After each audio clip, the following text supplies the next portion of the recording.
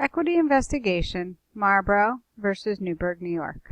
Amanda Talai, March 13, 2016. American College of Education, Ethical Leadership and Social Justice class. This is the story of two schools, both on the Hudson River. Two schools, two stories. The first school is Newburgh Enlarged City School District. The Newburgh Enlarged City School District borders the Marlboro Central School District. Newburgh is a mix of city, urban, and suburban. Newburgh has one of the highest crime rates in the country and overlooks the Hudson River. Marlboro School District is mostly farmland and suburban housing, minor crime, and also overlooks the Hudson River.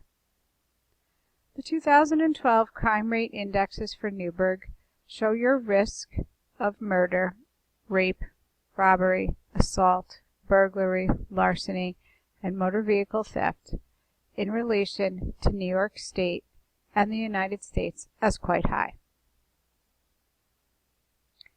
The crime rate indexes for Marlboro, New York, however, show a different story. There's the murder risk, the rape risk, robbery, assault, burglary, and larceny, and motor vehicle theft risk is much lower in Marlboro.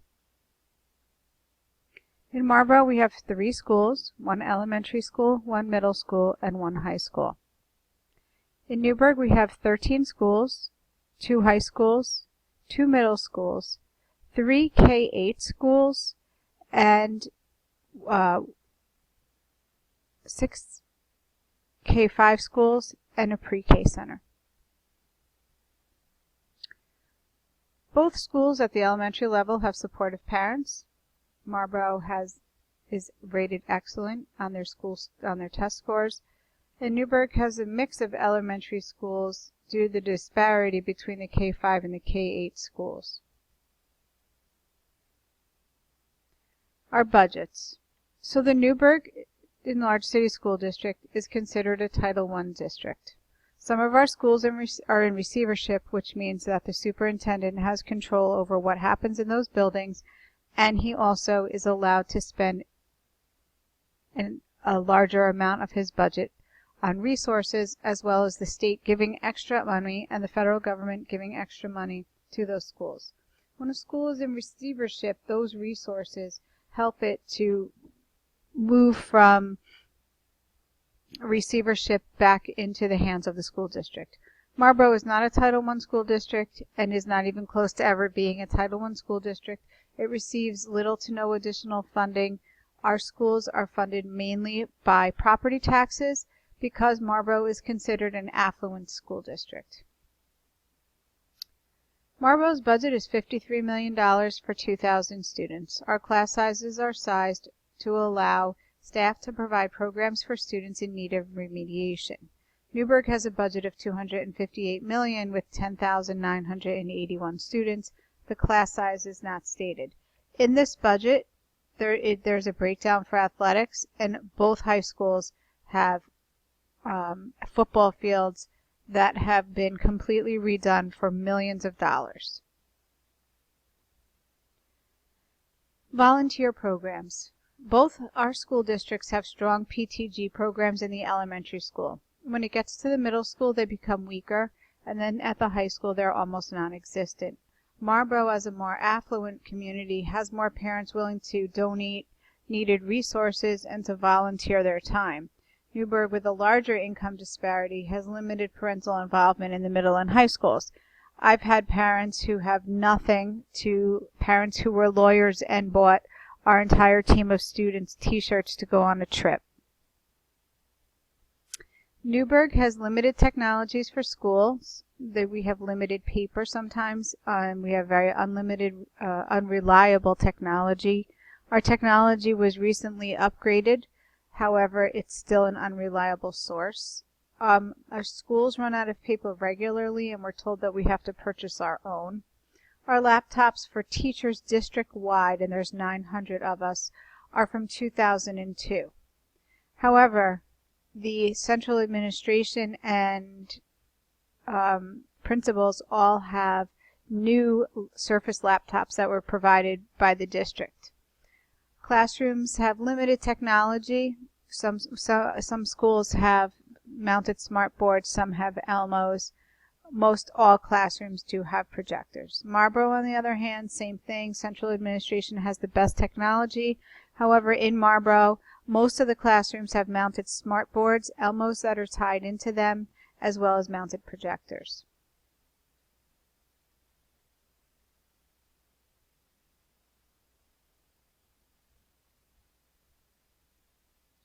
So when you talk about the stakeholders of Marlboro, these are the types of stakeholders that we're looking at in Marlboro for the entire district, where a small portion of Newburgh is like this.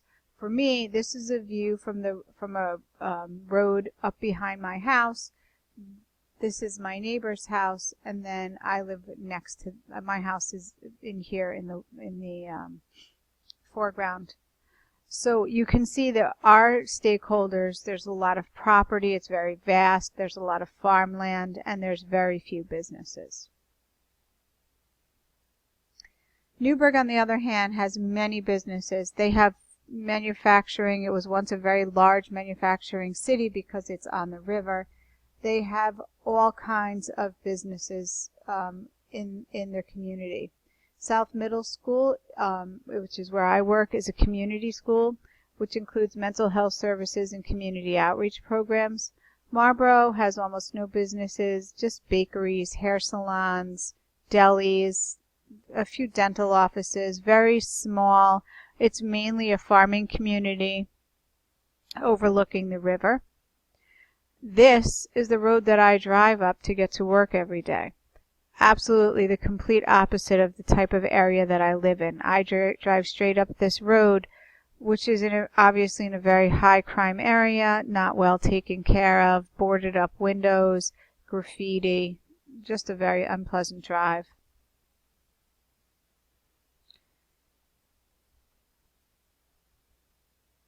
This is Marlboro High School. This is the high school that my kids went to. It only holds, I think there's maybe 150 students per class. So this building may hold 600 or 700 students. This, on the other hand, is Newburgh Free Academy. This is one campus of Newburgh Free Academy. It's 2 city blocks, and it holds over 3,000 students. And inside there is many programs. The student demographics for Newburgh is 27% Black, 44% Hispanic, 2% Asian, and 26% white. This is a sample of South Middle School chorus, and this is the school that I work in. Marlboro School District has a racial makeup of 8% Black, 9% Hispanic or Latino, 1% Asian, and 82% white. This is a representation of our girls' baseball team. Free and reduced lunches. Marlboro has free lunch of 18%, reduced lunch of 8%, while Newburgh has free lunch of 64% and reduced of 8%. My school, South Middle School, as a community school, everyone gets free lunch. District-wide in Newburgh, everyone gets free breakfast. And then when we talk about attendance and suspension rates, Marlboro has a suspension rate of 8%, attendance of 94. Newburgh has 95 attendance and 8% suspension. I would have to say, as an employee of this district and a parent in this one, I find these numbers to be statistically magical and don't believe them. So what would some authors change? Technology would need to be integrated more. According to Darling and Freelander, they describe schools that have that are school-based project learning, allowing for more latitude in education, more creativity, more inquiry into a student's education, integrating more technology, creating community partnerships, creating opportunities outside our standard classroom so that students have more opportunities than just the standard ones that are provided in class.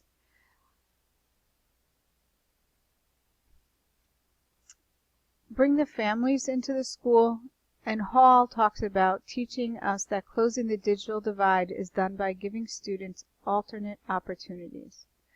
We all have to understand that society does not have evenly distributed wealth. It never has, and it never will. There's a cause and effect relationship of technology, and learning is not a direct cause of that. Finally, both these authors realize that students have changed and schools have not changed along with them. That schools are still being run in a 1950s, 60s, 70s, and 80s model, while students today are balancing multiple types of technology